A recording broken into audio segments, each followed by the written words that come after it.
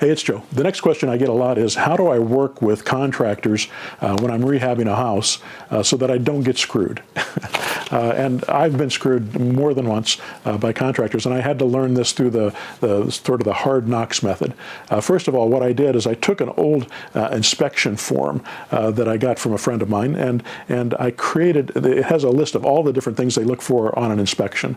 And so I take that list, and then I combine that list with a contract to the contractor. And for those of you who are in my mentor program, you have access to these contracts. So just go to your contract zip file in your member site, and you'll be able to find these agreements.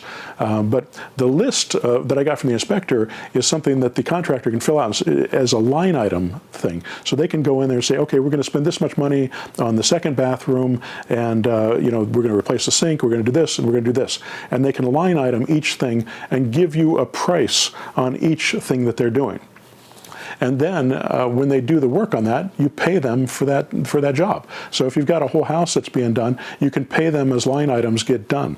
And this is the way lenders do it. Construction lenders do it as well. They'll do feeds like that. So as the work gets done, you pay them. Now, one of the problems that you have sometimes with contractors is they don't show up.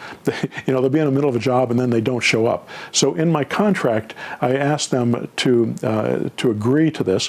If they don't show up over a 3-day period and they're working on a job, and you can change the dates depending on how flexible you want to be with them. But I think 3 days is plenty of time to be able to come back. If you've disappeared for more than 3 days, I'm going to assume you're gone. And if you're gone, you're not going to get paid for that line item. I'll pay you for everything else you've done, and we'll do it by line item. But I won't pay you for that work that you've been working on. So don't expect to get paid for it.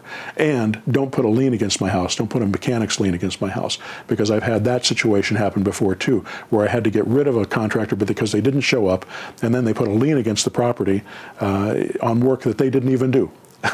And I got it resolved, but I had to get an attorney, and I had to go through that process to get rid of it, and then before I was able to go turn around and sell that property. So don't do that.